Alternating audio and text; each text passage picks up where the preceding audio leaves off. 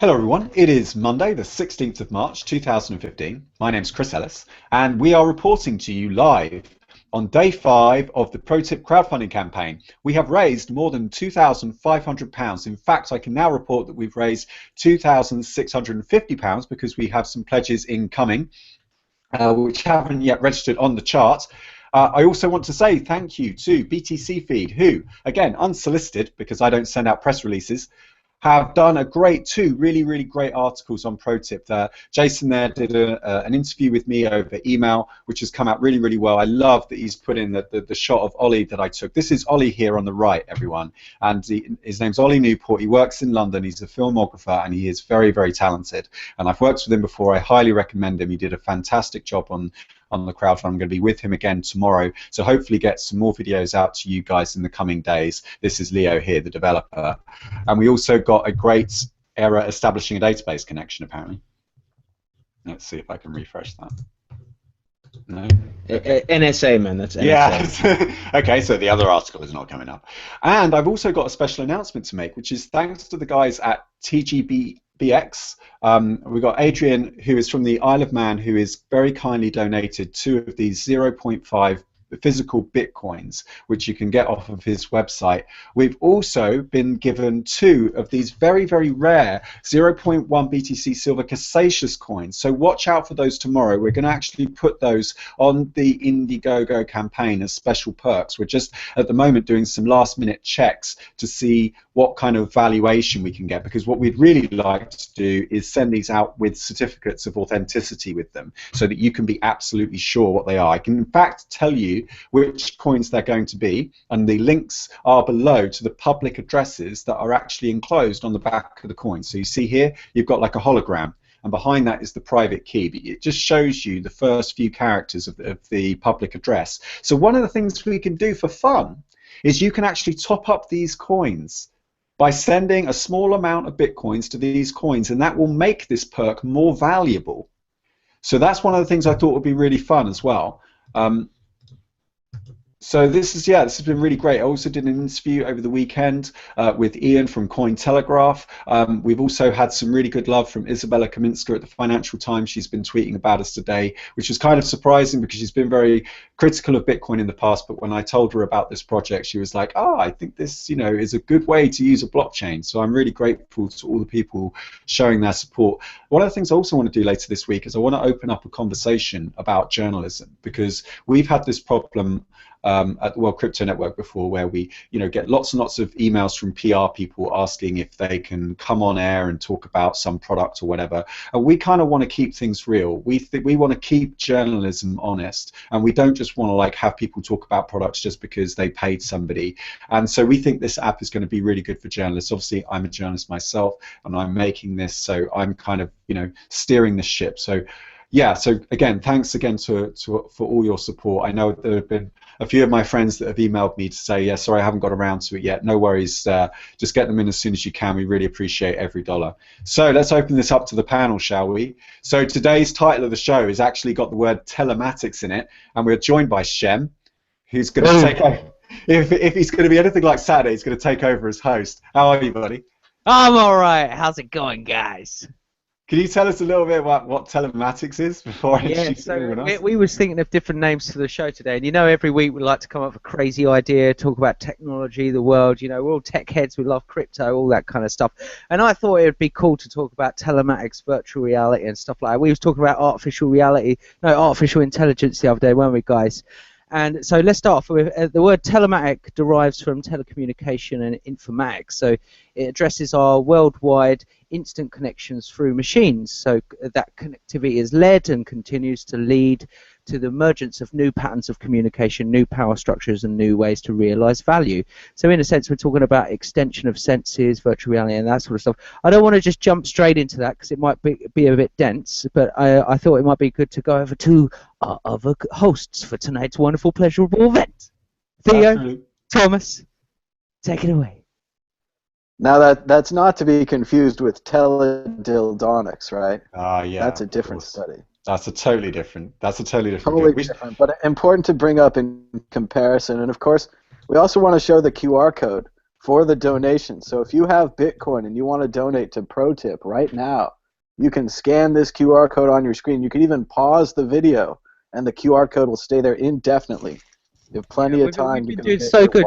I mean, Chris, tell us how we, you know, I've so much support, so many people have been donating, so much positive press. What's the how are you feeling so far? Because it's only day 5, isn't it? I've got to be honest, I'm feeling tired as hell, but I'm really excited. I had a long meeting this morning with Leo because Leo was all like excited, and he came into the office and he was like going, "Oh yeah, I think I can build out this paywall feature." And I'm like, "Yeah, but the paywall feature was like a 25,000 stretch goal, and we haven't raised the 25,000." But he's like super keen to do it. So I was like, "Oh shit, well how am I going to work this?" You know? So I was like, "Okay," so I called up some friends like at journalism going, "Okay, look, Leo's really keen to do this paywall thing, and we haven't raised the money, but is it okay, like, if I send you some demos of the products, like, to some actual journalists to see, like, how it rolls?" And so, just so you know, the way this feature works, if you haven't read the blurb on the Indiegogo, the link is below. Just scroll down to the what we get, what we need, what you get section. And then under the 25,000, one of the stretch goals is this kind of light paywall feature that we're going to start looking at. And what that will do is, if you run the app in your browser, what you can do is you can actually subscribe to content on the internet using your Bitcoin address and not an email address, because of course, remember, the Bitcoin public keys are just PGP keys, and they can be used to log into things. As long as you've got the private keys safe, you can just sign messages with them, or you can just pay per use. So you get to the article and you get the first paragraph, and if you want to read more. Now, don't forget that the actual app has like a 3-tier process. You've got incidental websites that you come across every day, and it just monitors how much time you've got. You've then got subscriptions, which then allows you to communicate with the author, and they can, you know, you can have like a rolling amount that you're sending them. But then what we want to do is, like, the sort of the top tier is give people a chance, give artists a chance to say, actually, if you want some, like, you know, secret stuff and want to get behind the scenes and you want to look at other stuff that I'm doing, a bit like you do on Patreon, a bit like you do on other sort of funding campaigns, then actually you can just log in with this app. And what we think that will do is it will take away all the newsletters and like the spam traps and like making you sign in, and then you get a newsletter you never asked for, and you can't subscribe. You try subscribing, it never works. And so we wanted to get rid of like clickbait and all that kind of stuff. And remember that this project is 100% open source. We're putting out the code in whatever the hell state it's in on the 1st of May. It's already looking pretty good. We're going to put it out on the 1st of May. So, you know, other people can use this code. Like Dark Wallet could put this code into their stuff, right? It's not mutually exclusive. And are you open for that? Do you want that? I mean, because I know obviously a lot of people have been contacting you about the ProTip and stuff like that. Do you want that kind of collaboration? I mean, this is absolutely. Look, we want to create a culture that rewards people for their work. And at the moment, you know, markets, like to quote Clue Train Manifesto, like I keep on doing, markets are conversations, but what markets need is more nuance. At the moment, you've just got these kind of noisy signals, and you've just got, you know, price discovery. But the problem is there are a certain category and a certain class of people that don't like prices, and they don't like it when people agree to certain prices, and so they manipulate them, or they try to trick you into making a bad purchase. If the price in the market told you everything you needed to know, you wouldn't have Which magazine doing reviews, you wouldn't have eBay referrals, you wouldn't have all this. Of course, there's more to a market than just a price. Everyone knows what it's like to be ripped off, and everyone knows what it's like to get a bargain. So the fact is that people need, on the internet, it's very, very difficult to communicate the amount of work that went into your products, because people just expect things for free. But one of the things that we're seeing, particularly with the success of Patreon, particularly with all these crowdfunding campaigns, is we are noticing that in a world of internet with a population of 3 billion people, you only need 1,000 people paying 25 cents each, like at monthly intervals, and all of a sudden you can start to break even. You can start to like do some things. And what we've noticed in particular is that you get what's called the whale effect. The whale effect is a term used in digital marketing and digital products generally, where 1% of the users will subsidize 99%. Right? So there'll be 1% who will just pay, and they will love paying, and they will end up subsidizing everyone else. It's particularly common in games. So you might have heard of the Pareto efficiency, which is like the 80-20 rule. But actually, what we find a lot of times online is you'll get these fanatics who will buy all the stuff in game and they'll spend lots and lots of money on it, and then the games manufacturer can pretty much give the game away for free to everybody else just because you've got these people. And it's the same thing if you make art, if you make YouTube videos. What you're looking for is you want to build a tribe. Right, you want to reach out to your community, the people that want to support you, and you don't in a world of like 3 billion people. That's not that hard to do. So absolutely, and I mean, guys, you know, I don't know about you, but I can't stand paywalls, and I find, you know, I find fantastic content around online, and I think, God, I read this fantastic article. Amazing. I'm a musician and artist. You know, we make music, we make content. You know, not because we're designing it to make money, but you know, we want to be paid. You know, I mean, what do you guys think about that, Theo? What's your take on the whole kind of paying online? Because this is what Chris is solving. Well, yeah. Well, like I said, there's no free lunch. It's gonna cost something. Damn it! Damn it! Yeah, that bad news, everyone. There's no free lunch because someone's got to pay for it, and if you're not paying for it directly with a paywall or a traditional system, then you're going to pay with it with the data from, you know, when you visit that place and there are some ads or some cookies or even just the analytics statistic or whatever is, you know, collecting that you came from this country and you're this age bracket, and they can use that statistics to sell ads, which in itself is not necessarily bad. At least they're trying to target who is interested in that. That's the whole idea. But the thing is that I came there for the music and not for the ads. And the person that's playing the music would rather, you know, present the music or the content without having third-party ads. Right? I can have an ad for a concert, a gig, or my friend's music. That's okay. That's very relevant to me. But if I just have to have an ad block in order to pay the money for the domain, the hosting, and maybe get 50 cents so I can buy a coffee on the way home, then, you know, that's not really worth it for either side. That's the point. That we got to realize it's not the so-called free.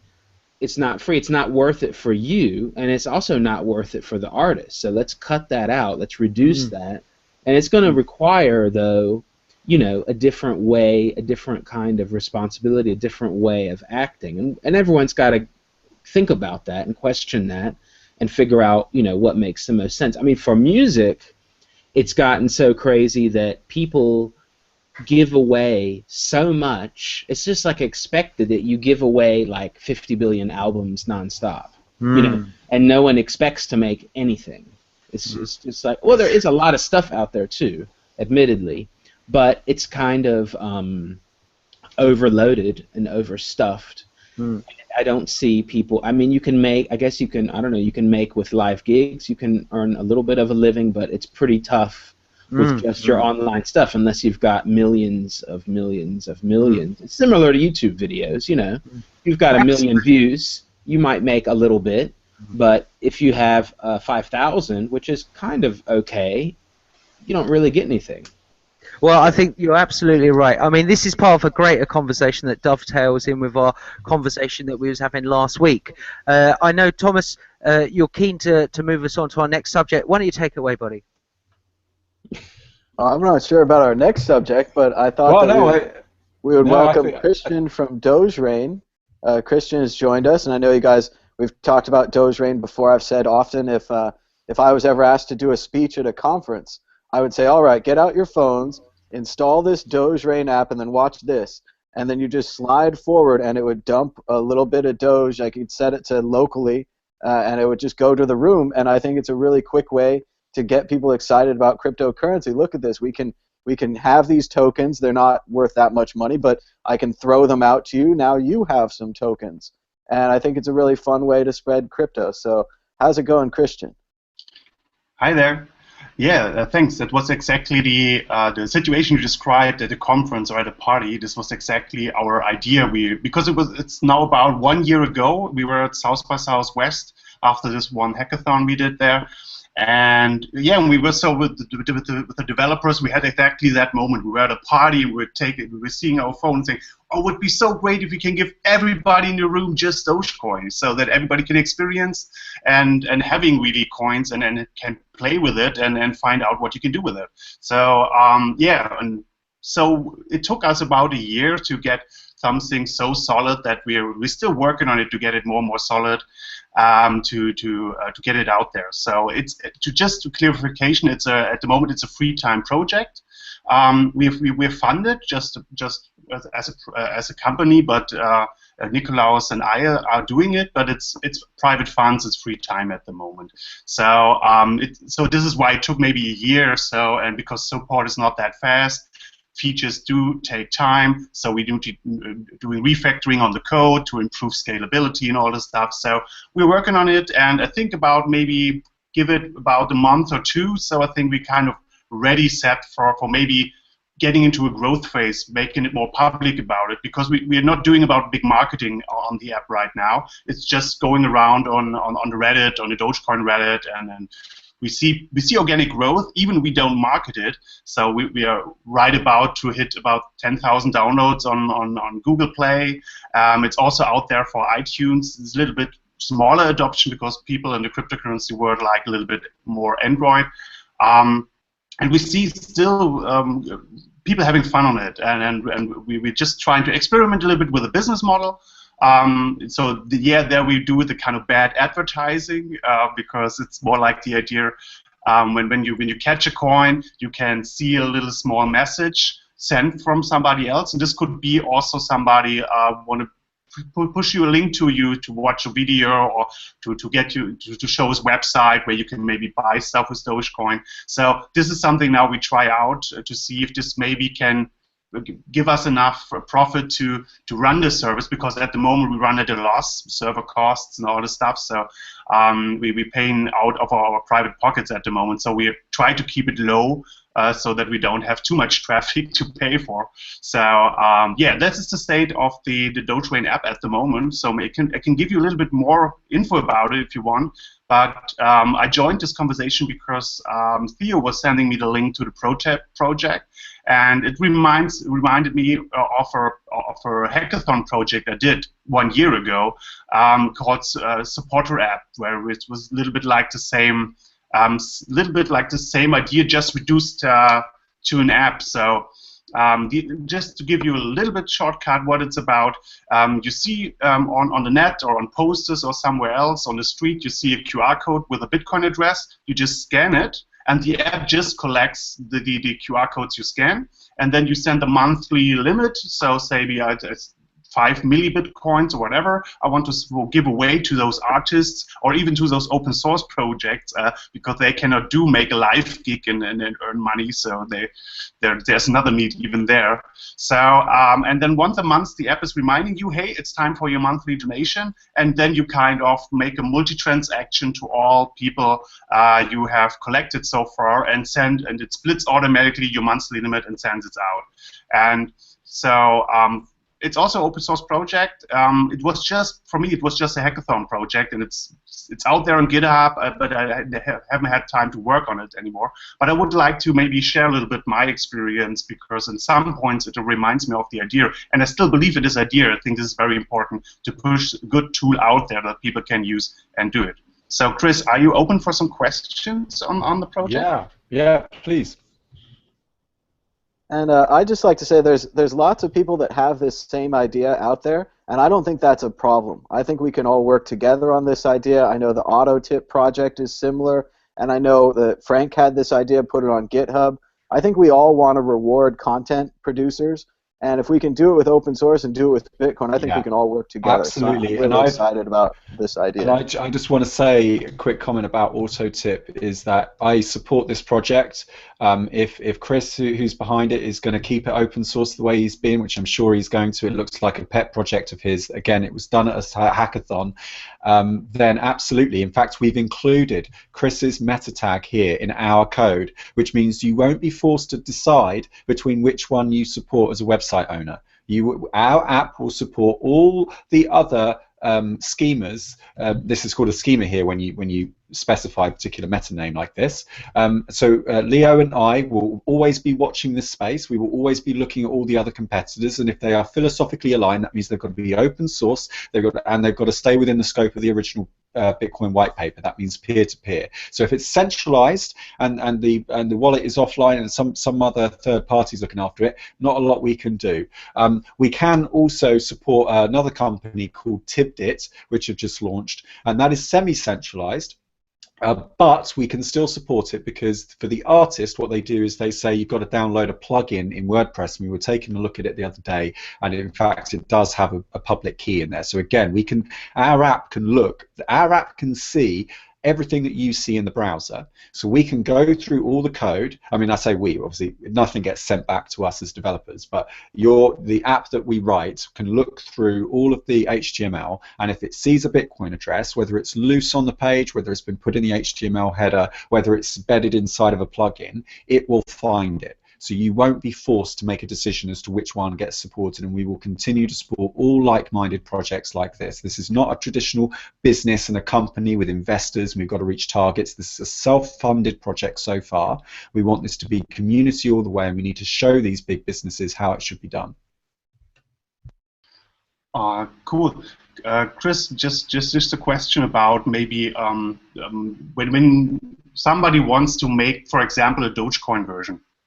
Do you prefer that people fork the project, or is it also idea maybe to make a pull request to get Dogecoin so that you have a multi-currency version, so that somebody builds the portion for Dogecoin and sends the code to the project? What kind of do you prefer? Have separate versions out there, or kind of keep having the trouble maintaining all the pull requests that come in? Yeah, we want to reduce as much redundancy as we can. So of course we're going to be inclusive and we're going to support all the projects. It would be better though if somebody at Dogecoin wants to make the app and they don't have a clear sort of roadmap on how they're going to deliver it in terms of look and feel. It makes much more sense for us to do it. So Leo, I've spoken to Leo about this because obviously people have been making the suggestion, and Leo says that he's happy to put in Dogecoin into this app, but we will need to look at it. We'll need to put it into one of the stretch goals, which means we may need the help of the Dogecoin community if they want to make this a higher priority. Something we probably will get around to doing. I think it would be better if the app itself had currency options in it rather than making lots of different versions and then people have to install different versions. Now, if there's a developer and you're part of the Dogecoin community or the Feathercoin community, or maybe one of those anonymous coins, and you want to write the code, then what we could do before the 1st of May, I can certainly put you in touch with Leo and you guys can talk it out. Otherwise, I believe on the 1st of May we're going to put the GitHub repo on there, and then of course you can just clone the code onto your computer, take a look through it, and then you can by all means get in touch and put in a pull request, and if we think the code is good enough, then obviously I assume we'll merge it in. Cool. Just one other concept I had in the supporter app, because it was at the hackathon, time was very limited, so I was thinking about, I have just to have a complete wallet in the app is much trouble to take care about, version changes and all the stuff. So what I did at the hackathon was not put in a wallet into the app. The idea is more like it's collecting the addresses, it splits the amounts, and then it produces a payment request. And this then the app is sending this payment request to another Bitcoin wallet on the app, for example, Andreas Schildbach, the Bitcoin wallet, and this takes this, and so I pay from my wallet I already have on my phone, so I don't need to take care about another wallet. I know this kind of concept would kind of make it not that easy to make something like paywalls or something like else also with the plugin, but from my experience, it was much easier to maintain. It was a smaller code base to take care about, and maybe if some kind of plugin produces a QR code or something once a month, just pops up and say, hey, it's time for your contribution. Do you also think this could be a way to approach it, to maybe to cut out all the private key management, people feeling uncomfortable having Bitcoin sitting there somehow in the plugin? Do you think this could be also a way to go for, at least for maybe for the first release? Well, that's a very good idea, what you've just suggested. So what you're saying is that rather than storing the Bitcoins locally in the browser, it simply makes a log of all the Bitcoin addresses that you found, and then at the end of the week, it produces a QR code, which will be a request for payment, and then you simply pay those transactions by pointing a wallet you have on your phone, for example, through that wallet. So that's not a bad idea. But I think it's unnecessary because actually the code that we're using is from CryptoKit, which is open source. Okay. Yeah. So we actually, when we were looking at the code, or I say we, I mean I did look at the code, but obviously Leo is more of an expert than I am. He was like, actually, this is pretty manageable. It's like 100 lines. It's fairly self-explanatory. It's well documented. There's lots of other support. Because before we were working on this, you may remember that I was working on the ID project. So Leo and I kind of cut our teeth, and we learned a lot about what was going on because we were using proofofexistence.com, which is a very well not well documented, but it's very well written. And so Leo learned a lot just going through that code. So we feel pretty confident that actually it's a pretty straightforward process to do the wallet. There will be ongoing engineering, so there will be changes to the Bitcoin specification, and we will have to do those updates, which is one of the reasons why we're asking for this money. It's because I think open source as a community needs to grow up a little bit. I think we need to stop sort of becoming these martyrs and these ideological, like, oh, we'll just do this for free. But you don't, because a lot of the open source developers that I know just pass on the costs to their employers anyway, or they pass on costs to members of the family. They get support from here and there and everywhere. So all you're really doing is you're just obscuring the costs. In fact, in business, that's called offsetting. In accountancy, it's called offsetting. It's when you get one side of the business to pay for another side of the business. In publishing, it's called aggregation. The middle part of your newspaper gets no attention whatsoever. Nobody reads the serious stuff. The sports section on the back, the front page, and the page 3 girl, if it's the Sun, pay for the rest of the newspaper more than, like, you know, twice as much. And the problem is as you rightly say, Chris, and what you guys have alluded to before, is that it ends up the bloody advertising paying for the publication or the product or whatever, and it isn't even the service or the offering that pays for itself. Yeah. And this is why we're under attack from advertising everywhere we go on the internet. It's fighting for our attention. The problem with advertising. The problem with advertising, there's not a problem. There's nothing wrong with a recommendation. There's nothing wrong with an authentic recommendation. But only relevance, isn't it right, relevant. Theo? You said that I want to know if you guys are going to do something. I don't want to know about some football team arse end of England, you know. Sorry, and actually, I think Twitter is doing a really good job. Not to deviate too much from Christian's point, but we'll come back to it in a sec. But Twitter does a really good job. You know why? Because you can just let tweets go by. I don't really notice the ads on Twitter. I'm actually pretty happy with the balance that they are at the moment. Because I'm a staunch. You know, I hate advertising. I used to work next to advertisers all the time in my last job, and it's a horrible industry. They're not very nice, as you know, it's this perverse incentive structures. It's not a very nice industry, and the thing is, I like the way Twitter do it because you can just switch off. You know, the apps are going, all the little tweets are going down. You can just kind of zone out of the ones you're not interested in. What you tend to do is you tend to just latch on to a few key people. So I like that because it's not spammy. Hey, and that reminds me, I remember there was an April Fool's that come out where someone had published in the newspaper that they'd invented a pair of glasses that blur out any advertising, and I remember it being sent around internally in the company. Oh my God, they've got these glasses that blur out advertising, we're all going to be out of a job by tomorrow. So Christian, what do you make of it so far? Are there any other thoughts? Yeah, maybe two things. One thing is that, I use the app now personally. It was not a big download hit on Google Play or something, but I personally use the app, the supporter app, and from my experience, I really have to say, when once a month the notification comes up and saying to me, "Hey, it's time for your monthly donations," I feel good because I have collected my projects alike, open source projects, media artists, and even if it's maybe just some I think it's about $3 US dollars around about my monthly tip. So this is kind of get spread out in Bitcoin to all these projects, and it feels good seeing it once a month, popping up. So I don't feel disturbed by it because it's just once a month, so it's not a big deal. And I just can say I personally feel good by using it, but I don't know. Maybe I'm a special person. I'm not sure. I don't think you are. I think that's good. I think it's good. You're a pioneer, certainly. Like you're ahead of the curve on this. But yeah, I think other people will too. Yeah, and the second thing I really find interesting is because with the Dogecoin app, we want that the idea is that people get for seeing an ad, they get the Dogecoin. So you don't. So the idea is you don't go to a website where you want to see other stuff, and then you see advertising on the side or something, and it's distracting you. The idea is really you open the app to see what you can get maybe this day on advertising, and you just concentrate on that, having a little bit fun, or maybe throwing it back around.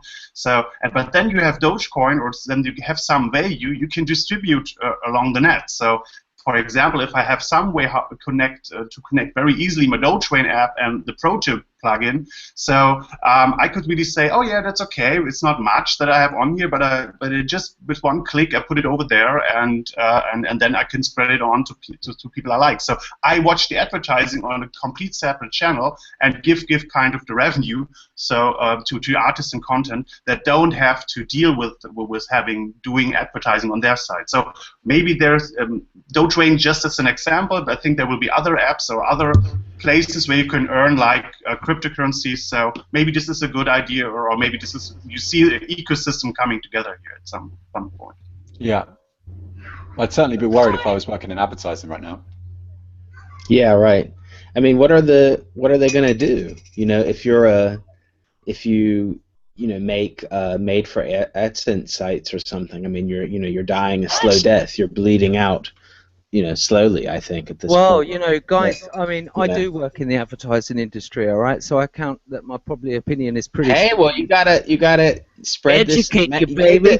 Hey, I don't want to give... Wait a minute. This reminds me. I want to remind everybody that, we're talking about crowdfunding. No, we're talking about crowdfunding this app because, we didn't want to take investor money and be skewed by their goals and make it open source.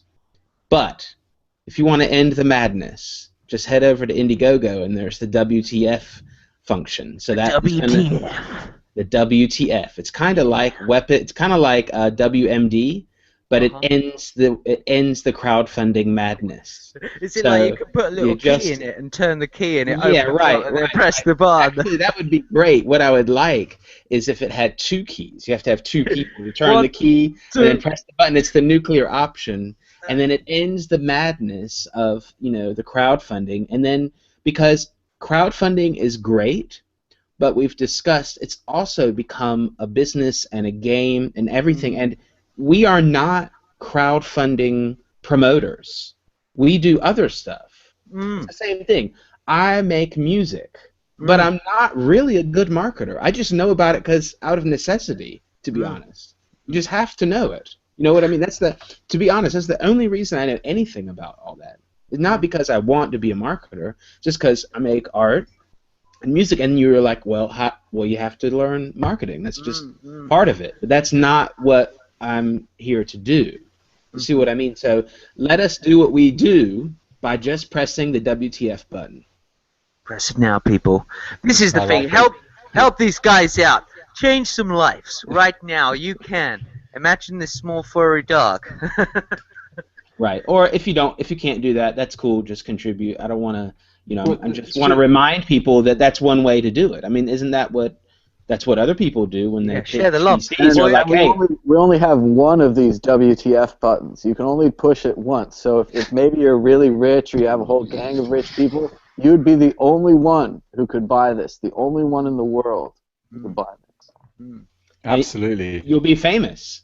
You'll be in the code. But more importantly, you'll be helping these guys put together a fantastic project and get it off the ground, because these guys have already got it in the sky so far, and they just need you to stick that money in there and take it to the moon, baby. And in the great words of the prophet himself, let's make it rain. Well, that was a nice one. I overheard somebody was playing with the Doge Rain app there, so now, of course, I got mine out and I want to play with it too. So here it is on my camera. So like Christian was saying, Doge Rain, totally fun, totally easy to use. You just slide up, and it has Stephanie's voice. Isn't that fun? And then there it goes. People get Dogecoin, and that's it. It's pretty fun to use. So I also have a little story to tell. So I do use it sometimes, and you know, and we're talking about bad advertising, but at least I'm giving Dogecoin away when I'm advertising. So I did, you know, put, you know, my name, and I put, you know, website transmission.rocks. And sometimes, like when a show is out, I do massive rains. I just like do like hundreds. So a rain is like you give out 100 at a time, and then 100 people get one, and then you're allowed to show like your little signature. And I even had one person that then came into the little chat on the website and says, "Hey, I came here because I got your rain." So that was really cool that I got a response from sending out, you know, random Doge rains. Isn't that just the coolest thing? I mean, I don't know about you guys, but that was really cool. There's this real feeling in the crypto coin, you know, space that you know, charities come back again, isn't it? People want to donate. People want to help projects again. It's a really good fleeing vibe, you know. Well, yeah, we need to. The problem with all these startups is they're not incentivized to think outside of the box. They're incentivized to play it safe and keep a conservative business. That strangles innovation and progression. Really does. Every now and again, you'll get a really nice project. It'll be very well thought out, and it'll be an outlier, and it'll be one of these ideas that you never think will catch on. But then it just doesn't get the funding, and then it sits there. You've got a whole bunch of loyal people that were really into it, but we're not designing for the edge cases. We're designing for averageness. A lot of these startups design by committee. They design based on surveying, which will only get you incremental changes. They're all taught how to use the lean methodology, which is really, I think, as a culture in startup, been imposed on them by the investors, who just want them to sell out in about 3 or 4 years to another company that will just get them to sell their shares so they can wash their hands of it and move on to the next investment curve. So you know, we didn't want to play that game. It's called flipping it. It's like you set up a company, you set up a team, you get into some space that's going up and to the right, you know, and then you just market the hell out of it. You get as many users onto your platform as possible, and you sell out. I mean, unfortunately, that is sell out, laugh into the bank. Like, yeah, but then the thing is, like, everyone pays for that in the end, and it's not. Look, I think it's fine. I don't have a strong objection. Like, you just do whatever you want to do, but it's certainly not what I want to do. And I would like to help other people who are like-minded have other choices. Like, what if you don't want to be part of this world of like startup culture? So we do have a question from a John asking what happens if it's got more than one Bitcoin address on the page. So the latest version we're toying with only selects the first Bitcoin address that it finds. But in order of preference, what it will do is it will look for Chris's meta tag first. And if it doesn't find the meta tag, then it will actually look for a Bitcoin address, rather like what Mad Bitcoins does. So let's just see Mad's website coming up here. You see now he's got it like with a QR code. So it will look for like the alt tag. It will look for the official Bitcoin schema. So it will look for that. And then lastly, it will just look for the first Bitcoin address it will find. We've been playing around with like having the top 3 addresses, or letting you select, you know, one of the top 3 addresses. But remember that what we're trying to do is we're trying to take out all of the cognitive overhead. This is something that we'll go into as the sort of crowdfund unfolds. But one of the key researchers in this area was Clay Shirky back in the early 2000s, who talked about the fact that micropayments, as it was called back then, wouldn't work, because with every economic transaction there's a cognitive transaction. You've got to think about whether or not this purchase is a good one. And so he said that the W3C in 1999 tried to make it so that every URL, every link on a page was chargeable. It's like a little microtransaction. And of course, as Clay Shirky rightly pointed out, and as it later turned out, of course, that's just to make the internet grind to a halt. Not because people care about 0.1 of a cent going out to some person, but because every time they click on a link, they've got to think about it. It creates anxiety. And so this is the great thing about ProTip, isn't it? That it's really simple to use. And I'm not a coder, and I can use it. I could just wander around the internet. Yeah. I can look at different pages. I can adjust how much I donate to them. And that real simplicity just makes it a real easy way to use. And that's what people want. Like you say, Chris, they want no cognitive. Yeah. So let me explain how we got around it. So when we were brainstorming this and we were looking at all the criticisms, we were looking at the worst, harshest criticisms we could find, the most intelligent, well thought out criticisms we could find. And it mostly centered on this idea that it was a pull-based payment system that is the credit card system, where you've got to put in a request, you've got to type out a long. It's a little bit like saying to somebody, rather than send me an email, I'll just give you the password to my Gmail account. You can log in and I'll leave you a message there. That's essentially how credit cards work. But Bitcoin is a push-based system, which means that what we can do is, as long as we batch that whole thing into 1 week or 1 month installments, you've only got to think about it once a week or once a month, right? You don't have to do it every single time. So you front load the wallet, and now, like in your head, psychologically, that money's gone, right? So now you know you don't. So next question as developers is, well, how much can we ask you to put in there? And what is it? What work is required, like from a marketing perspective? And we thought, so we started asking people, and some people said like as much as $10 per week. Some people have said, oh, probably like only $3 per week. But on average, we were getting modal averages at around $3 to $5, right, per week.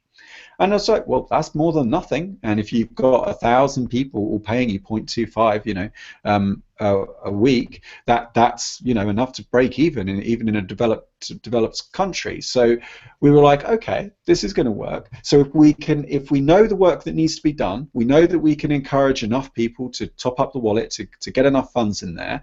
And the next thing we needed to do as developers was work out, okay, so how do we take that anxiety away? Right, because one of the things that happens when you go into making a purchasing decision is you start to anticipate whether or not you're going to regret it later. In fact, in the studies that we looked at, there wasn't even a moment of decision. What happens is you approach the decision, get anxious, start researching, going on Google, and Google will work out that you're looking for information, and it will start to serve you up ads because you're vulnerable. You're approaching a decision.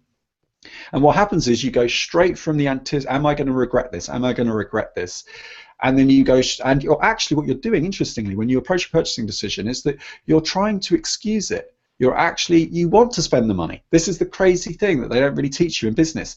People want to buy your products. They really do. But you've just got to make it safe for them. You've got to de-risk it for them. Well, so this is... Sorry. 1 second, let me say, because it's a really interesting point, right? So you go into this decision, you're trying to de-risk it, and then what happens is all of a sudden you've made the purchase, and now you're remembering the decision, and you're going, well, I haven't made the good purchase, and you can then either get buyer's remorse, which is where you regret making the decision, or you get delight. And then you're like, oh yeah, that's one of the best things ever. And then you want to tell all your friends about it, and you want to encourage them to do it. So that's the basic architecture of how the payment system works. So all we had to do then to problem solve this, and we went through all of this over Christmas and in January, and we were thinking, well, now all we need to do is create the right sort of sliders and the right kind of levers in the app to make sure that you feel comfortable with deselecting certain websites and making sure you don't accidentally pay the right person. And we were like, oh, cool. Well, why don't we like have a block by domain, block by Bitcoin address, and what if we have some cool little sliders in there which look kind of funky? And we started using it. It's like I can actually predict people having fun with this, because now it gives website owners an opportunity to do a call out to their fans and say, don't forget to subscribe, and so it gives people an opportunity and gives them social capital to be able to turn around and say, oh, I supported this person, I can wear this, and if it's only these small amounts of money. So that's how we got around it. We just put all the cognitive overhead into a once a week transaction. You only have to think about it once a week, and hopefully we're also talking some payment processors. We'll also be able to do subscriptions by credit card and debit card as well eventually. I mean, that's not going to be anytime soon because there's a whole lot of other stuff to work out, but there are some companies that are interested. So you'll just set up an ongoing payment with your credit card, and it will just top up your account ongoingly. Again, it's all very pie in the sky, but this is something we're working towards.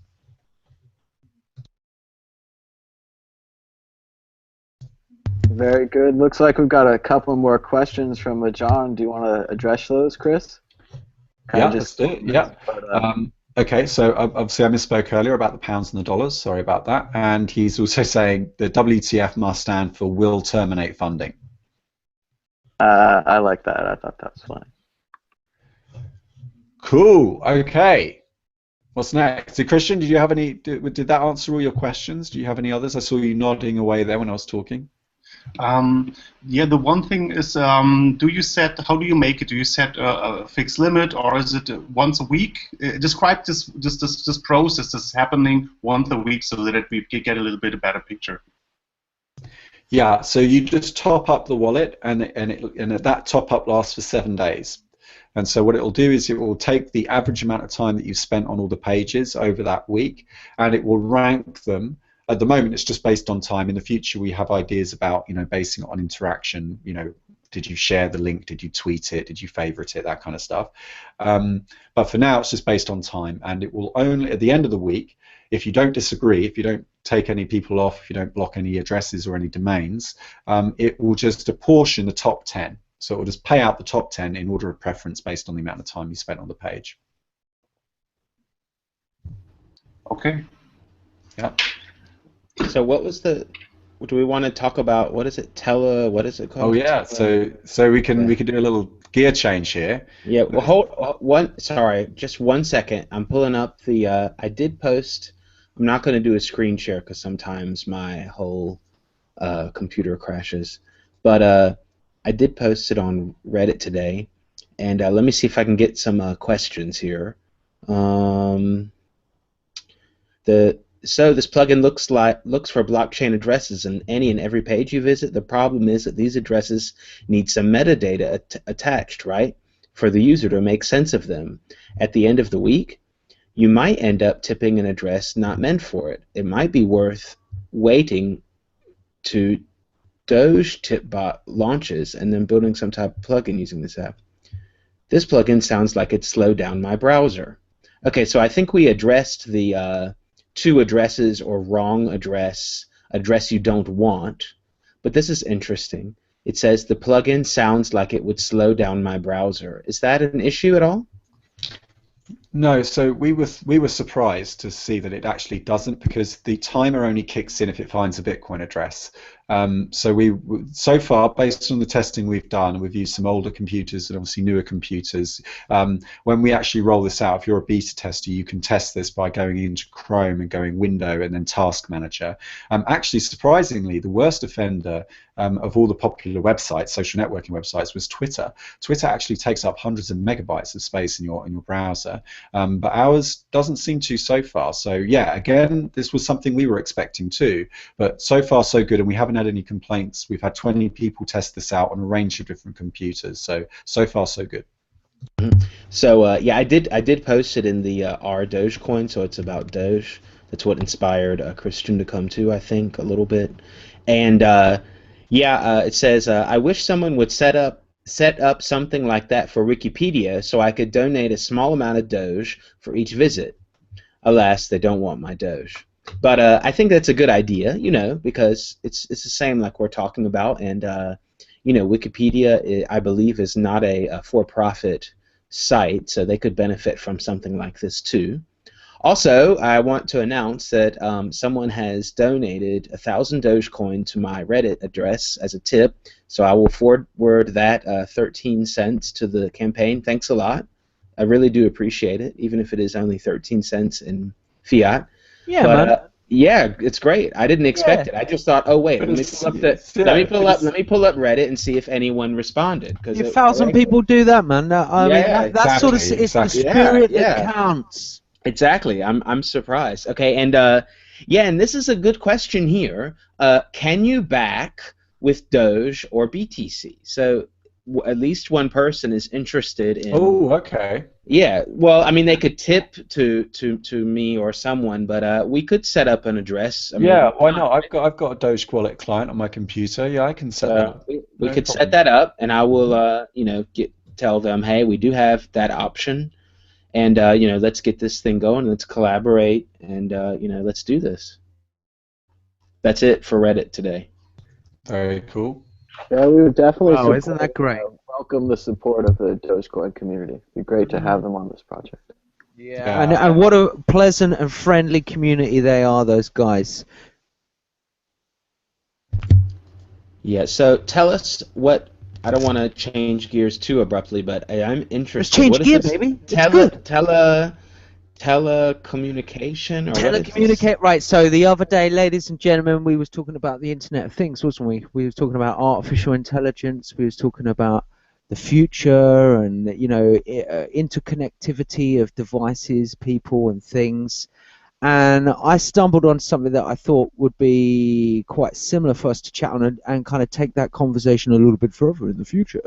And telematics is the integration of machines, sensors, information, software instruction, and communication technologies, creating connectivity between machines or other hard assets, often with a central service.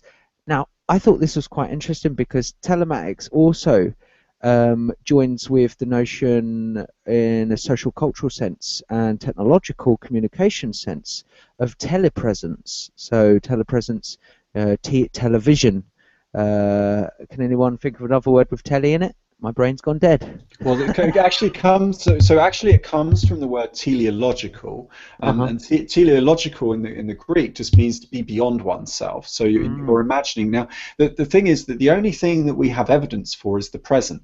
We don't actually have evidence that the future exists. I mean, it exists maybe in the minds of people, and that imagination can be present. But this idea of never quite being where we want to be, of always wanting to go beyond where we are, is a very human thing. That's because we don't live in the moment, though, isn't it, Chris? That people are thinking of the future, they're thinking of the past, they're never experiencing the here and now.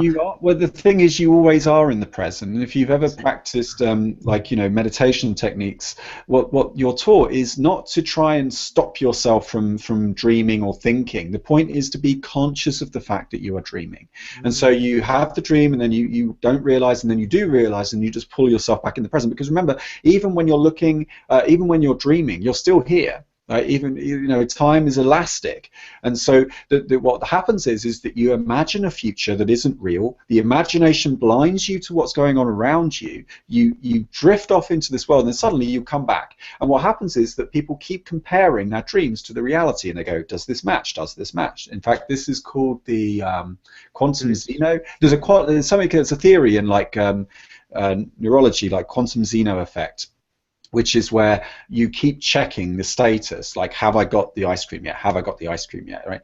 And then you're more likely to go get the ice cream the more you keep checking the status of the present moment. But the important thing to remember is that when you look at a photograph or you imagine a future or anything that's past or future, you're still here right now as you're doing it. And I think people, psychologically, I think that people just forget that. Well, that's quite interesting you say that, because that fits and dovetails on nicely what I was saying about the telematics, like telepresence. So now we've got these virtual machines that we can experience and hear and see each other telematically across space without actually being. And this is almost kind of cyber culture, isn't it? And you mean like now? Right now we are all in a virtual space.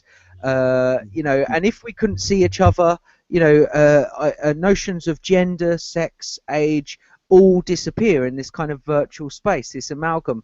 So like media theory, Marshall McLuhan, isn't it? He was saying that the senses are extended by the medium is the message. So the medium that you use, and obviously digital technology and digital communications is changing the very modes of communication. And obviously Tim Leary and the guys in the 60s were saying that. Actually, Tim Leary said from psychedelics to cybernetics. He was saying that with the advent of computers around that time, he was saying that we was going to become more and more virtualized.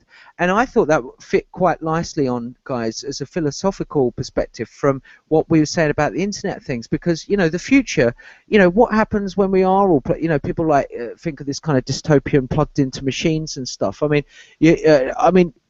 take it away, guys. Don't let me bite too long on this, because I'll take us into this rabbit hole. This is about an exit. The internet is an exit. It takes you away from wherever you are, and you see this all the time. If you've ever worked in an office that isn't very interesting, you'll notice people on their phones all the time because they're not happy.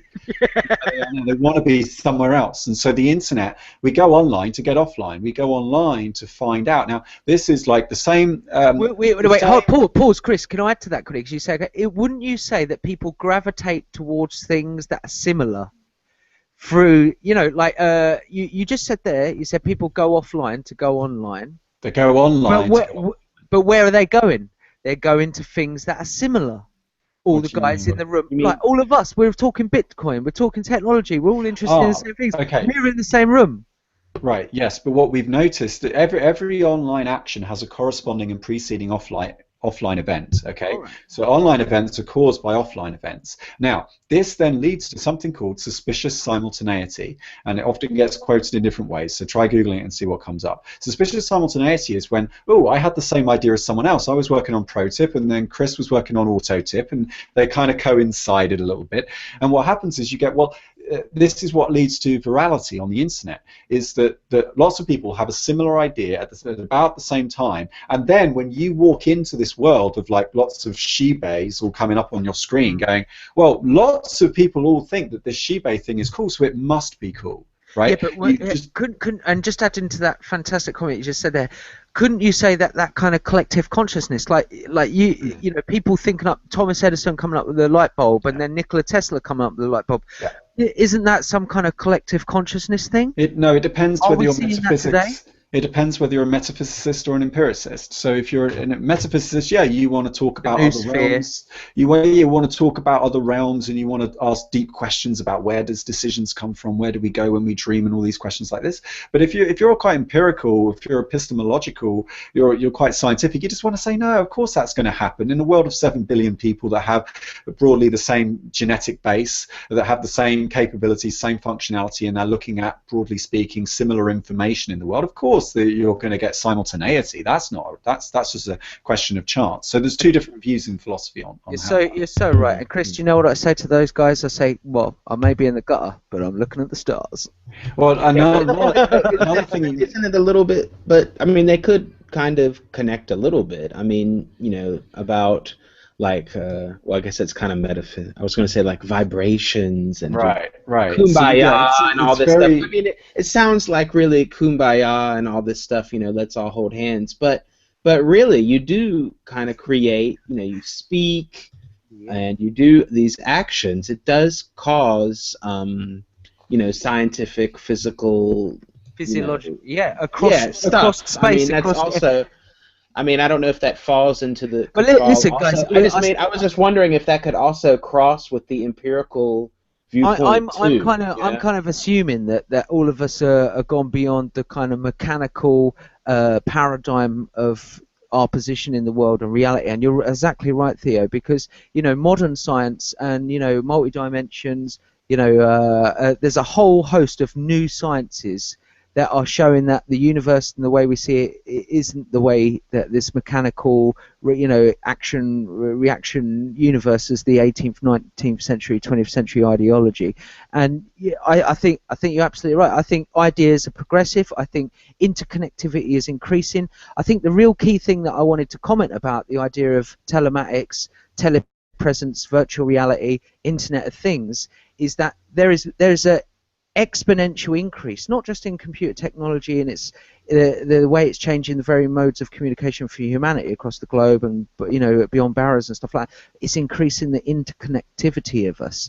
There's a exponential increase in information, and Chris, you know, in a philosophical sense, there's got to be a kind of I'm drawing a sign with my hand that's like a graph that goes exponentially up. Obviously, you guys can't see me. Power distribution.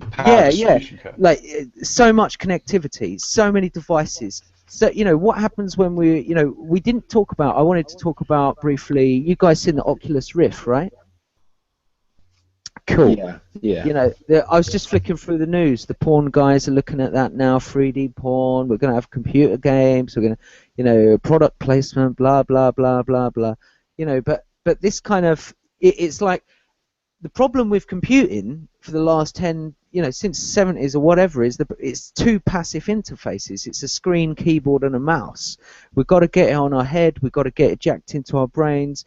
People are afraid of that. You know, the application of technology defines its good or badness. So, you know, any listeners out there thinking, oh, God, you know, they're talking plugging into your brains.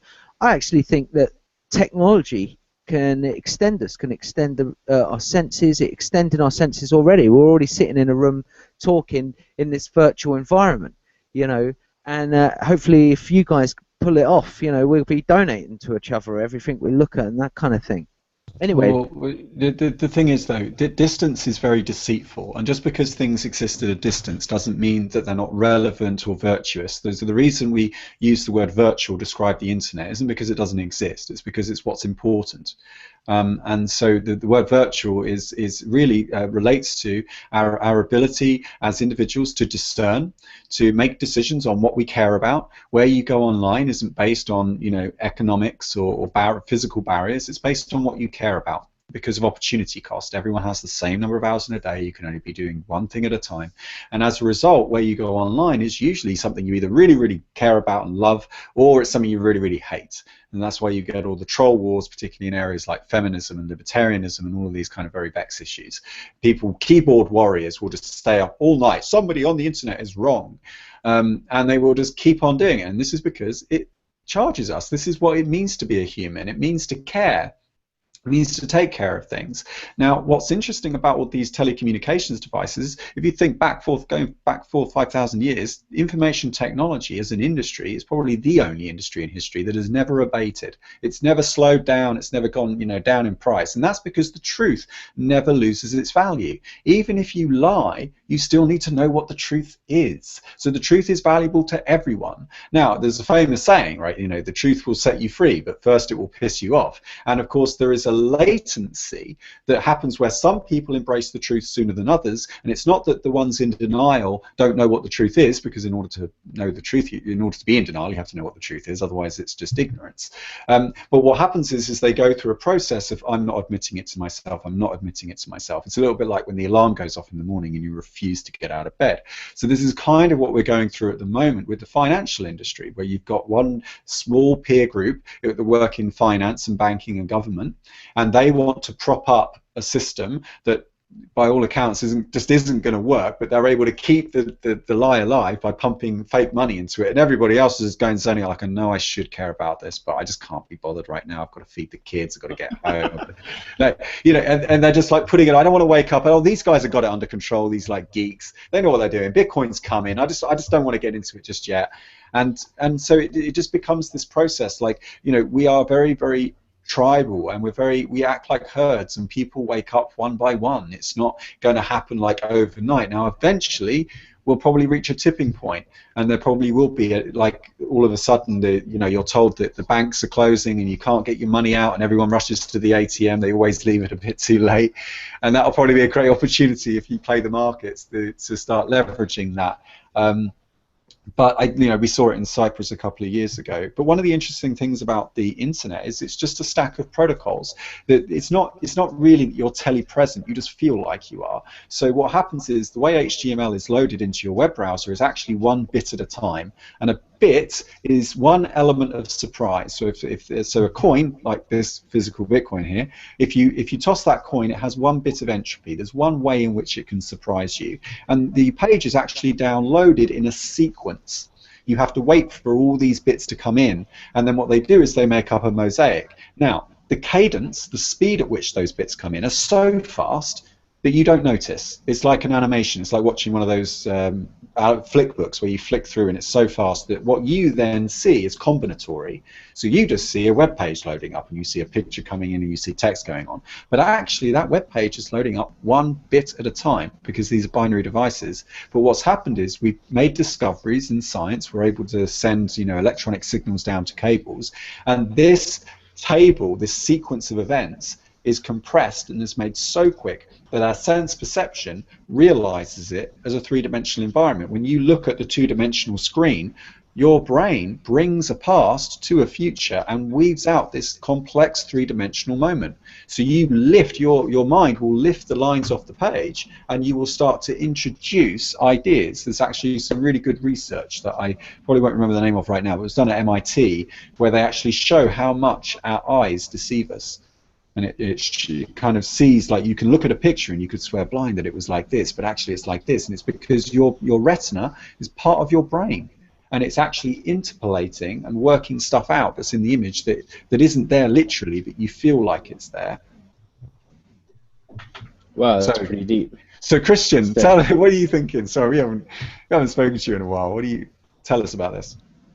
something about this is reminding me about my university time. So because we had also this kind of perception theory, like in your eyes you have this lateral connection of neurons. I don't know if it's the exact word now on English, but yeah. So your eyes are already kind of filtering a lot of stuff before the information goes to your brain or the rest of the brain.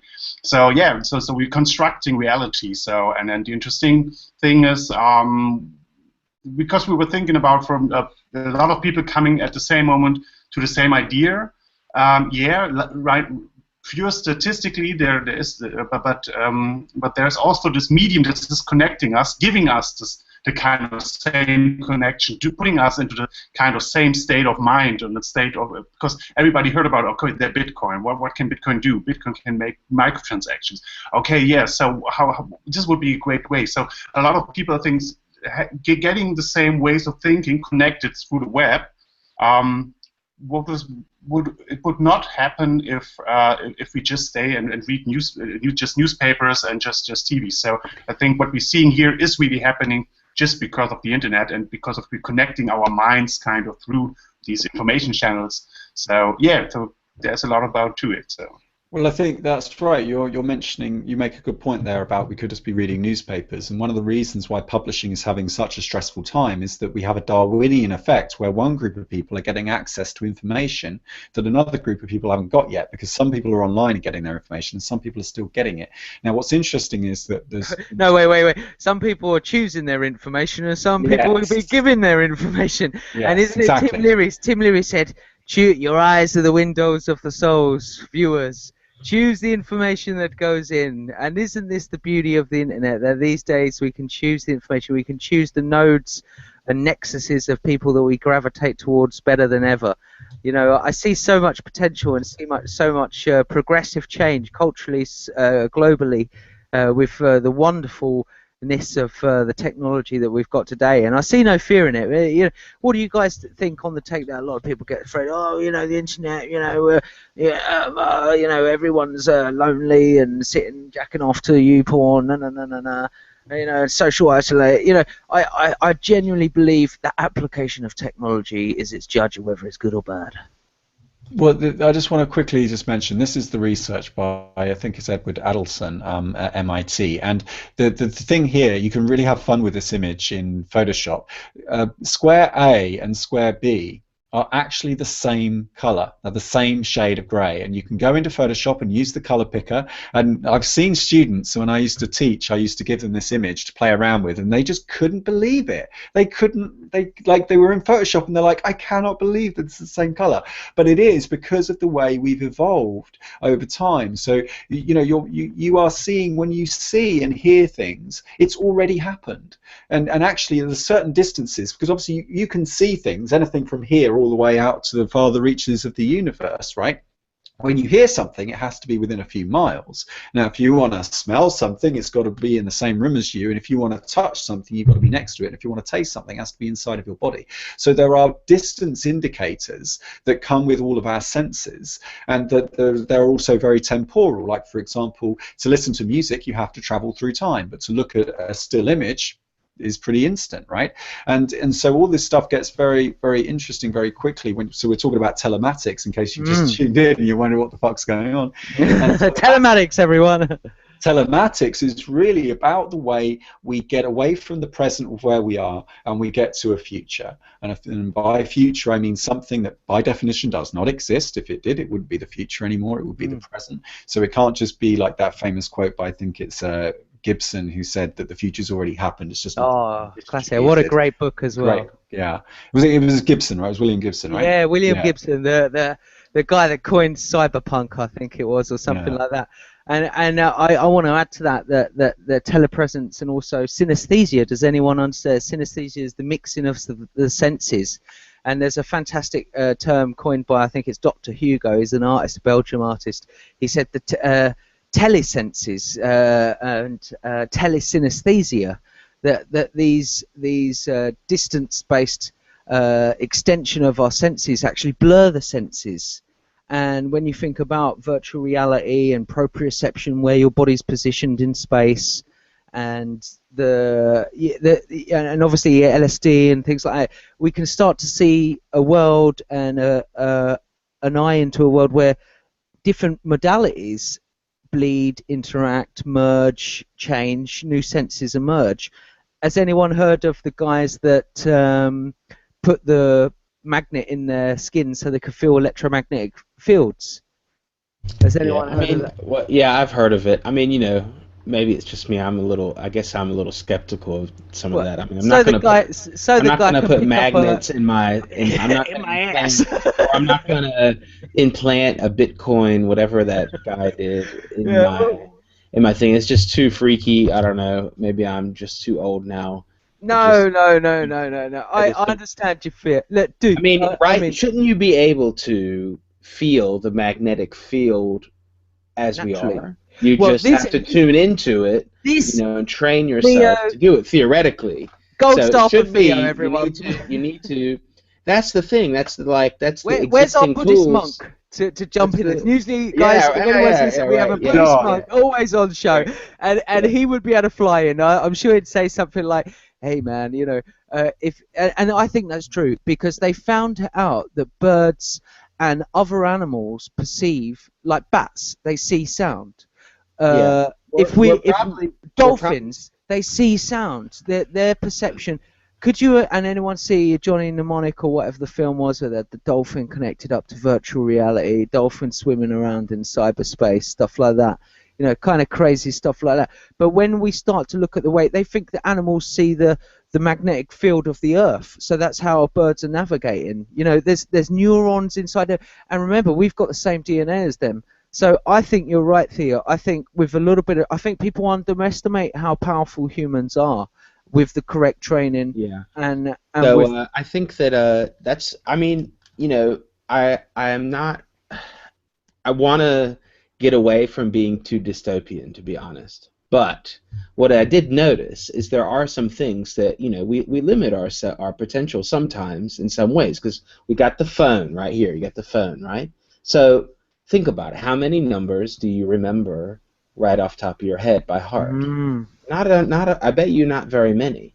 But how many numbers do you remember before you had a phone? Well, I can remember some phone. My best friend, my two of my home numbers from when I was a kid, my best friend's number, and I think two other. I think my grandma's. And I still remember them till this day. But I don't know any of the numbers in here. What the hell is that?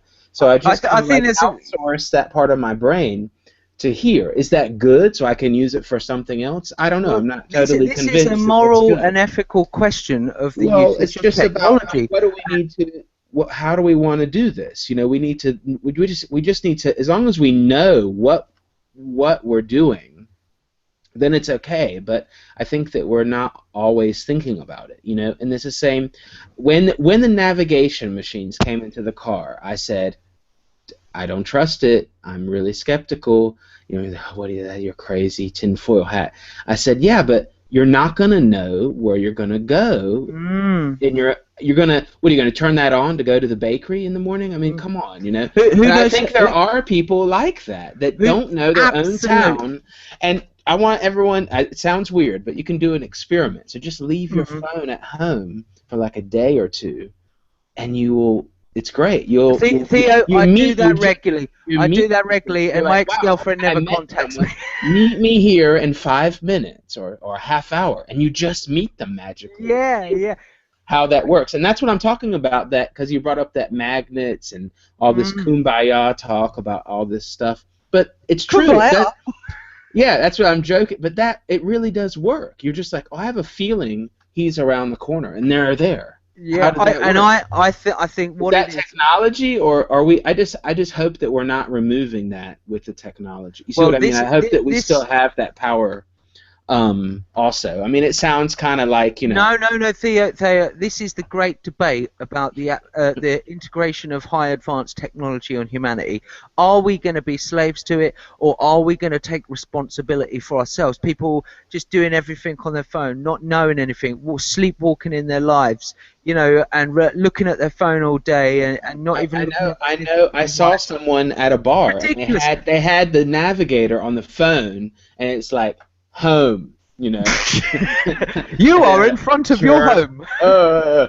Turn right. Okay, you know, because everyone out there were just having a quick chat about telematics and communication. I mean, it was just almost dystopian to me. I was like, this is funny, but this is a little bit too much. But I mean, that's all how you use it. It's not necessarily the tool itself, but you know, it could get crazy. And I think you're absolutely right. I mean, this is why people have got to take responsibility for their lives. They can't just be sleepwalking around, relying on technology without getting off their lazy ass. Anyone ever heard that fantastic David Bowie song, The Machine? Or there's a fantastic book called The Machine. You know, they're all plugged in eventually. Humans are so fat, they can't do anything. The machines do everything. That's not the world we go to. It's giving away our responsibility. It's not the way that we here at World Crypto News believe that technology should be done, man. Otherwise we'd be, you know, just falling into the trap of before. People have got to wake up and stop. And this is the thing, you know, people end up Facebooking all the time and you know, falling into the traps of egos and likes and stuff like that. And it's everything I don't like. You know, I can't stand that. I can't stand, you know, another picture. It's all about, you know, me. And that is the self-immolation of the spirit through technology. And it's such a shame. I mean, Chris, come on, you're a philosopher on this. Thomas, throw in some lines on this. I want your take on it, buddy. Well, I missed the last thing, but I want to talk about an exciting new piece of technology that I just read about this morning in Theo's idea of saying something positive. If you look at my screen right now, check this out. This is a patch that you put on the bottom of your underwear that makes your fart smell like mint. Wow. That's true. That's amazing. Said, this greatest invention of the 21st century is a small patch that filters any unpleasant odor. We've got a second chart here showing you how it works. It's actually an activated carbon. And so that's a really complicated scientific issue you would have to look into further. Wait, hold on. Flatulence odors. The wind goes left from but right. Maybe then you'd have trouble finding your friends, you know? Yeah. Well, think about the military applications. If you're on a submarine with 30 other guys, I imagine that the flatulence odors get out of control. But fortunately, we've developed this incredible new patch for the bottom of your underwear. An underwear is called Shreddy, I think. Shreddies. Their slogan is that you can now fart with confidence. That's their official slogan. Hey man, you don't need a patch to fart with confidence, good job, baby. marketing guys. Right, there we go. So men and women, Chris, those marketing guys have been busy. Oh yeah, look at here's the picture right here. Do they work? Yes. Oh no. Yes, they work. No, so that's not cool. So, oh man, that's amazing. I mean, so what the next level is that is connected to, it has a little antenna and it's connected to your app on the phone. It's track of how often, or it's automatically tweeted out when that happens. Then it's like it's a whole social thing, you know. But I mean, that's kind of Can I like someone's fart then if it goes on Twitter and Facebook? I guess that's how interconnected we are now. I mean, it's, you know, every personal detail. You know, I wouldn't be surprised. It sounds far-fetched, but I wouldn't be surprised. What's your screenshot now? Okay, so I'm just gonna revisit this question. So this is a great quote by Taylor Swift, the country western singer, pop singer, but also a philosopher on the machine apocalypse. She says, "No, is it? Wait, guys, before you go in, is that actually Taylor Swift?" Yes, it is. All right, just yes, it fucking is. Just stop it. Stop breaking the illusion. A machine is a vessel humanity uses to abstract and blame its own failures on implied consciousness whims of the inanimate. And it's absolutely true. Now, actually, that's not original with Taylor. I think some people have been saying that for a very long time, that often we say, oh, didn't you get my email? It must have gone into the spam folder. Or we use these excuses and we blame technology for all of our failings as humans. But so the point that Shem was making about authenticity versus inauthenticity, It's a debate that started really with existentialism in its full force. And one of the things that Martin Heidegger, sort of an existentialist philosopher, came to was that you needed the inauthentic in order to become authentic. So there was no authenticity without inauthenticity, because he says you have to face the call of conscience. And in order to face the call of conscience, in order for you to be one of these very authentic, conscious people, you have to recede into the background in order to know what you're going to stand out against. The noise becomes a cushion or like a blanket. But if you didn't have the noise and everyone was authentic all of the time, well, there wouldn't be any unconscious, there wouldn't be any conscious anymore, because it would be unconsciousness, that nothing is defined by something. You can't have nothing unless there is something there in order to compare it to. God, I wish all the teenagers out there had you as their teacher, Chris. They really need you. The revolution is a self-revolution. I remember when I was 21 and I was into all that anarchism and stuff like that, and I thought that the only way to change the world was stand on the outside of the edifice of the great machine and bash on the front door and try to fight the system. And then I remember realizing that, you know, the best way to change the world is to change yourself, because we can't really change anyone else. And the real revolution is that we've each got to improve ourselves. And technology, I hope, makes the world easier, safer, pleasanter, nicer. And anyone heard of resource-based economy? Someone left a message on our video last week, and I didn't get the chance to add it in earlier before our pre-screening meeting. But have any of you guys seen the Venus Project, resource-based economy? Yeah. Fantastic. What are your thoughts on it? Because this kind of fits with this whole technology, you know, Internet of Things, telematics, you know, resource-based economy, as I understand it, please correct me, guys, is that you do an audit of all the resources and you do a kind of computer-based equilibrium usage of it. Obviously, it's very hard in this day because everyone's going, oh, I've got this much oil, and I'm not going to tell you how much oil I've got because we're all trying to gamblers at the same table, you know. But I think computer technology, computers, interactivity, and the development technology can help make the world a better place through streamlining and automating.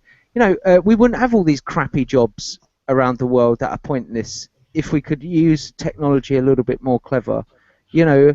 And I love things that disrupt, that are innovative. You know, I was a kid of Star Trek. I grew up thinking, God, that just makes sense. You know, like Star Wars, walking into the bar. Oh, there's a man that's got 3 fingers. Nice. Man that looks like a frog. Nice. You know, like we're all welcome because it's in space, baby. Right. You know. Does anyone get that vibe? What, so we want to talk about Jacques Fresco? This will have to be the last topic. But it's... because we've been on air for over an hour. What is that? Well, yeah, so the Venus Project was the brainchild of Jacques Fresco, who actually I can bring up here. And, you know, I'm a fan of his. I've watched all of his interviews. I think he's a really interesting guy. But I also think that he's one of those people that was way ahead of his time, that you know, he's very ideological, and I think some of his ideas are not very well based in science. Whenever you hear him talk, you know, he'll talk about, oh yeah, we can just do this, we can build spaceships, we can do this and that. No, but it's like me saying, no, he does. He says all kinds of shit. He says all kinds of stuff, and all I'm saying is like, yeah, great, but how? And how on earth are you going to get the whole world to agree on, you know, doing all this stuff? You take away all their money. You remember that we're talking about the problems of humanity. Wait, hold on. What you're alluding to is how do we transform our current, you know, modernity into something similar. I think in the future something similar to a resource-based economy will be used because it is a more efficient way of organising ourselves, and it's a more scientific. He's an engineer, Chris. He isn't like a tech guy. Like well, he's not. No, I'd say he's an intellectual, creative engineer. He's a cross between an artist and an engineer, because a lot of his you know, he's often accused of being a utopian, and utopia literally means nowhere. So there's a place that just doesn't exist. But you know, he keeps talking about it. He's been talking about it since the late '60s, and the thing is, we're still not there yet. You know, we don't have anything resembling. Now, do I think that we should be basing our economy around the actual limitations of resource rather than like going off on these markets and having derivatives and derivatives of derivatives? Yeah, of course, that's like common sense. But how we get there is the hard question. Anyone can predict the future and say what's going to be like in 10 years. Predicting the next 10 days, That's tricky. You've got to say, how does this stuff play out? And business is how we do it. Business is a sequence of activities that a group of people agree upon. Yeah, I'm going to do this, and then you're going to do that, and then you present it to one of these investors, and they say, I'm not investing unless I can get 10 times what I put in. And everyone goes, well, fuck then. How are we going to do this? Oh, well, you're going to have to hire a marketing team and a PR, and they're going to have to be proactive and reactive, and they're going to have to like pump messages. And I feel like I want to throw up already. yeah, so that's why we haven't got his world. It's because everyone wants to start with more than they began with, and nobody does anything for nothing. And actually, the truth of life is that often the best things, you know, you do end up sacrificing more than you were willing to spend on something, and that's just the nature of it. The problem is that people want money all of the time. I mean, we sort of created capitalism as a kind of a game. It's sort of like money is just this game. Gambler's game. It's a game, but it's not. I'm not anti-capitalist. I'm a pro-capitalist person. You know, capital is a real thing in our world. We've still got to work out what to do in cases where two people can't have the same object at the same time. So markets are very good settlement systems. I just think that we need to start upgrading these things because they're so geared towards benefiting the incumbent system, which just creates. That's how we change from now to tomorrow. That there's incremental change. Could you imagine a world that had something like cryptocurrencies? It would get rid of loads of problems of the way money's played. Yeah, but then you've got to. The hardest problem about crypto is you've got to get private key management down. People have got to start looking after their shit. Yeah, but they will. No one knew how to do emails. That were. Remember all the techie guys on the internet back in the old days. No, emails is not the right. That's not the right analogy, Shem, because email's a terrible protocol. All right, but I'm not a tech guy. I'm just trying to use an example of how technology a few years ago has now come mainstream and everyone's able to navigate it. So I can see how Bitcoin would progress and everyone would be looking after their keys. And anyone that isn't looking after their keys and not got good op security, it's their own fault. It's like leaving your money out in the road, you know. Well, I mean, where you attribute responsibility is neither here nor there when people are rioting on the streets because they don't have money. It doesn't matter at that point. When remember that government is a response to the mob. Government comes from us. Yeah, okay, I may act like an anarchist half the time, but I'm also a realist. And the fact is that most anarchists that I know wouldn't want to live in the world that they're proposing. Yeah. Because as soon as you do that, you give rise to another government. Someone else comes along and says, look at all this turmoil and nobody knows what's going on. We are naturally driven by leaders. So what you've got to do, I think, is turn everybody into a leader. You've got to make it easy to get to the top. And it says, I haven't got a problem with rich people. I just think the right people should be rich. This isn't about like, yeah, of course I want different. I don't want equality. That would be boring. No, I want there to be differences, but at the moment it's the wrong people at the top, and it's because they put themselves in comfortable positions where they don't have to struggle to stay alive anymore. They don't have to compete anymore, and it's the land of non-competition. Same with government, same with big corporate. Doesn't matter who you are, like patent law and intellectual property rights and all these kind of things. They're just there to preserve the status quo. But if we don't adapt, we die. So you can't allow these things to sustain across time unless they prove it. You know, and at the moment, government is just a dirty hack. It doesn't work. It's out of date. It's been hacked to death by special interests and needs to be gotten rid of, in my opinion. Yeah. Theo. Well, I just I don't even know what to say except I'm going on a spaceship. If you want to come, then you better donate to the ProTip campaign because we're going to come on, everyone! Big shout out for ProTip one line. Now you were talking about what was this guy's name? He was talking about we're just going to build spaceships. Well, I like that. I like that attitude. I mean, it's true. Maybe it's not realist. How am I going to do it? You know, it's not exactly something you do on Indiegogo. You know, just say I want to crowdfund my spaceship now. But who knows? Hey, man. You know, like I said many times, this is Star Trek now. We're on Star Trek. You know, we're talking on the screen, so who knows? I mean, Christian, just think about so Christian, what do you think? Spaceships or Doge spaceship maybe?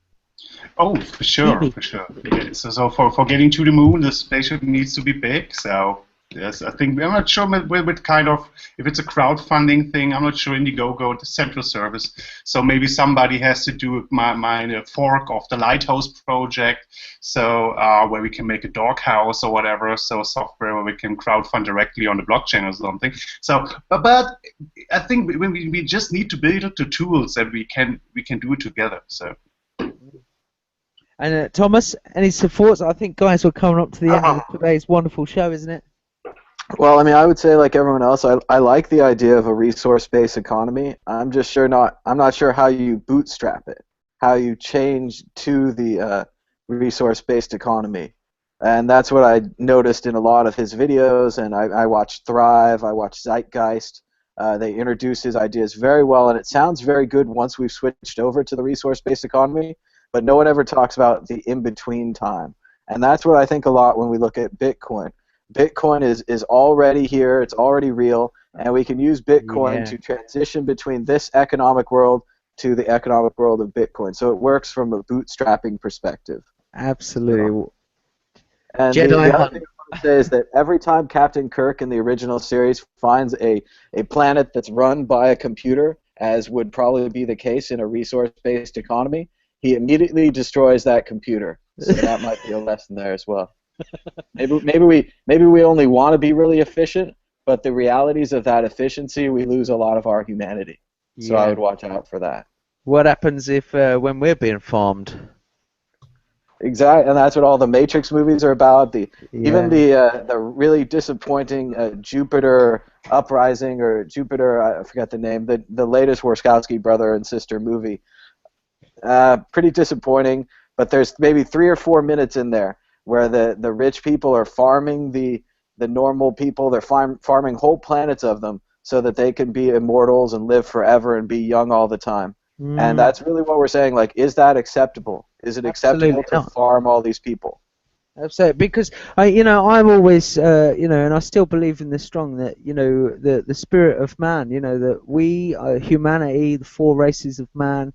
I want us to get into stars. I want us to go beyond this economic, financial, global system. The world is becoming a smaller place. The East is the new West. I imagine more globalization, more interconnectivity beyond the borders. We're still in the ages of kings and queens, and it requires each one of us to step up to the plate, to not give our responsibility away, be it to an advertiser, be it to a politician, be it to a church. We've got to take responsibility for ourselves. And I think that when people do that, they place themselves in a powerful position. And Chris, you're right. People ain't ready to look after their keys, or a lot of people ain't. And when you become your own bank, you've got to become your own security. Are you ready? Are you, Mister out there, ready to become your own bank? Huh? I don't think so. I already am. I know you're all right, Mr. Jedi Ellis. But the man out there that doesn't code, these are the people we're trying to reach. Your tool is going to make it easy for them to use, and it is easy to use, and that's why we're calling for support, obviously. But so that usability, Yeah, it is. That's why my job title is Chief Education Officer, and I'm not in fucking marketing, PR, or comms. I'm here. If I do my job properly, I've made videos telling you how to set up a cold wallet. I've done videos helping like every new person into Bitcoin is going to learn that this isn't a wallet where you keep all your money. This is about diversity, and with diversity, you are stronger. Now, you just made a point. I want to wrap up the show in just a minute, but you just made a very good point about East versus West, and it's actually the West versus the rest of the world, in my opinion. Because the West, as a culture, is tied up in knots. It's a liberal, pluralistic culture that says we should have this big tent of all these different ideas, but then as soon as it finds someone like ISIS, it goes, I can't deal with all these like contradictions. But it wants to be this pluralistic big tent where everyone's inclusive, but then it reacts violently. And at the center of Western culture is this idea of writing everything down, making everybody addressable, making things permanent. And when you look at a lot of African cultures, and when you look at Eastern culture, particularly in China, where contracts aren't, respected all that well, they don't care about the past. They just move on. And so you've got one culture that wants to log everything and track everything and keep these meticulous records, like, the colonialists going to Africa and saying, like, you've got to write all your names down, you've got to use all these administration tools that we give you and report back to us and pay taxes and all this kind of stuff, which is actually Bitcoin is that on steroids. But then you've got these other cultures that say, no, live for the present, don't live in the past. We've got to forget sometimes, otherwise we're never going to move on if all we do is remember every single thing that happened. And both philosophies need reconciling, and so maybe that's a topic for another show. And guys, just quickly add on that, and that's why, did anyone notice today that the British government's decision to join the China Initiative Asian Infrastructure Investment Bank, part of the BRICS headed up by, and America have got really pissy about it. That's the City of London Financial you know, they've split with the US financial oligarchs who own the Federal Board and the IMF and the World Bank. And this is the counterweight of the World Bank and the IMF. It's the BRICS nations. These guys don't think like the West, bulldoze it, drain it full of oil and fuck the planet up. East works very in harmony. You know, the Chinese empire was an empire before our empire, man. Yes, it was. The dragon's rising, absolutely man. true. It's so true, dude. We've got to think about, you know, I've got a good closing statement here Go on, baby. to bring it together. So I think one of the main differences between East versus West is time frame. And since we're running out of time, I thought that was relevant because in East, they tend to think in really long periods of time, and we're kind of stuck in the West on really a lot shorter, you know, cycles. And that's one of the main, I mean, a lot of things are different, but I think that's one thing that you'll notice is just with everything, just strategy, things in general, they just are thinking on a totally different time frame. That's sometimes the culture clash of just, you know, talking on the phone or something. They just don't get it. No one gets each other because they're talking about, you know, one person is living in the minute and the other one's living in the year. And for today, we've spoken more than an hour, so we want to let you go. Thanks for tuning in to World Crypto Network. Check out worldcryptonetwork.com. Check out protip.is. Check out madbitcoins.com. Check out dogerain.rocks. Check out Shem's music on SoundCloud. Check out transmission.rocks because we all rock. And see you next time. Someone press stop. Bye-bye.